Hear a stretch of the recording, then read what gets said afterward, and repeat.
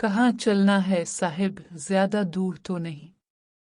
ये कहते हुए वो इस शख्स के ताक़ुब में चल पड़ी और सारा रास्ता खामोशी के साथ चलने के बाद मंजिल पर आ रुकने पर उसने बायक सांस कई सवालात की बौछार कर दी। ये जगह महफूज तो है, यहाँ किसी का गुजर तो नहीं, ज्यादा पुलिस वगैरह तो नहीं कहीं आसपास, वगैरह वगैरह। मंजर तो इन बातों का आदी था, उसको क्या फर्क पड़ता। बैठा रहा और इतने सब सवालात का एक ही बार नफी में सर हिलाकर जवाब दे डाला। तुम लोग भी तो उन सब की आदी हो, फिर बार बार यही सवालात, जैसे बिल्कुल अनजान हो। आखिर क्यों? नाज़नीन बोली, साहिब मैं इज्जत करती हूँ आपकी, मेहरबानी कीजिएगा कि क्लाइंट को मेरी तफसीलात से आगाह मत कीजिएगा। मैं बहुत मजबूर हूँ, आपको अल्लाह ने वसीला बनाया है, मेरा बस यही वसीला काफ़ी है। अजमंजर का दिल ही कुछ अजीब सा था। नाज़नीन की बातें क़यामत ढा रही थी और मंजर इस क़यामत की जद में था। इसका दिल पिघलता ही चला जा रहा था और उसने अपने दिल की सुनकर आखिर नाज़नीन से कह ही दिया कि वो इससे अपना समझकर सब कुछ शेयर कर सकती है, ये जानते हुए कि वो बड़े नाम मगर तवाइफ तो है और उसके पेशे के हवाले से मुआशरा कुन दो रुखे ख्यालात का अक्कास है। चेहरे से निकाब उठाए बगैर वो गोया हुई, मंजर साहिब मेरे 3 बच्चे हैं, ये बहुत छोटे थे जब उनका बाप दुनिया से चला गया। मेरे सर से छत छन गई जब मालिक मकान ने कहा कि यहाँ रहना है तो मुझे दिन रात खुश रखो, वरना अभी के अभी निकल लो, यहाँ फालतू लोगों की जगह नहीं। नाज़नीन मैं आज सिर्फ तुम्हारी बातें सुनने आया हूँ और बस। वो मजीद बोली, आखिर ये मुआशरा मुझ जैसों को बच्चों के साथ कबूल क्यों नहीं करता? मेरा सवाल तो सिर्फ अब शरीफों से है, अपने जैसों के दलालों से नहीं। इसके सवाल ने मंजर के दिल पर पत्थरों की जैसे बौछार कर दी हुई। इसके पास कोई जवाब न था। कहने लगी कि माँ बाप के घर पहुंची तो भाइयों के आगे मजबूर बाप कुछ ना कर सका सिवाय कुछ अधूरे दिलासे देने के। भाइयों को भी बहुत वास्ते दिए कि मैं तुम लोगों की मुलाजमत करती रहूंगी तमाम उम्र, मगर वो भी काबिल कबूल नहीं था।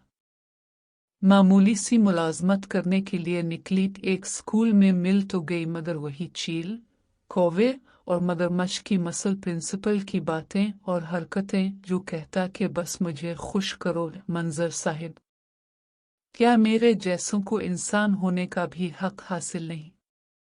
मंजर पर एक बार फिर उस गिर गई हो, जैसे वो उदास सा हो गया कि इसके जहन में इस वक्त अपनी मुतलका बहन का ख्याल सरायत करने लगा, जिसको देने के लिए इस भाई के पास एक दिलासा तक न था।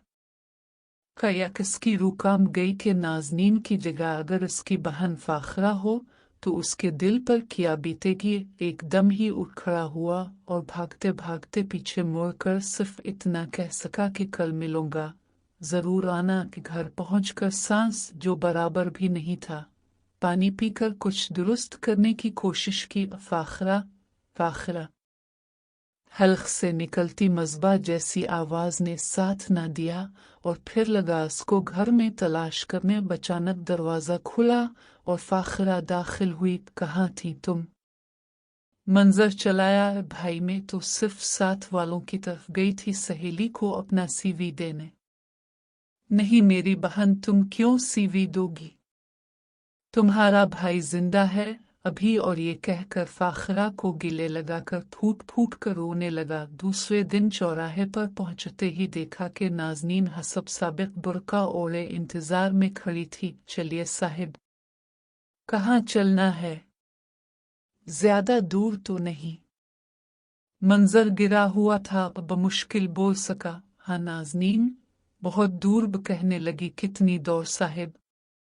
बच्चे फिर भूख से बिलकने लगते हैं, इसलिए दूर नहीं जाती मैं, वरना रिस्क जैसी आला नेमत को कौन ठुकराए। हाँ नाज़नीन, इस नेमत को ना ठुकराना। मंजर बोला, मेरे घर चलूं, मैं तुमसे निकाह करूंगा, बच्चों को सरपरस्ती दूंगा, इनको अपना नाम दूंगा। एकदम नाज़नीन के कदम जैसे रुक से गए हूँ। मम्मी मी मी में ए आए पेपे। हाँ नाज़नीन, मैं तुमसे वादा करता हूँ तुम्हें कम सही लेकिन इज्जत की रोटी दूंगा। मुझे माफ़ करना कि तुम्हें एक पेशावर समझकर इतना कुछ करता रहा। हम मिल बांट कर मुश्किल वक्त भी गुजार लेंगे अगर तुम साथ दोगी।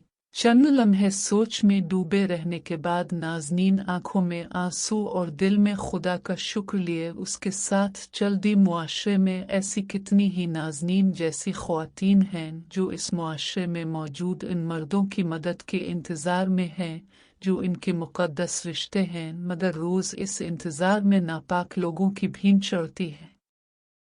खुदारा मर्द कुछ एहसास करें कि इनका ये मुआशरा अगर सिर्फ इनका है तो उन पर बहुत बड़ी जिम्मेदारी आयद होती है कि औरतों को जैसे मर्जी रूप में लेकिन इज्जत दे।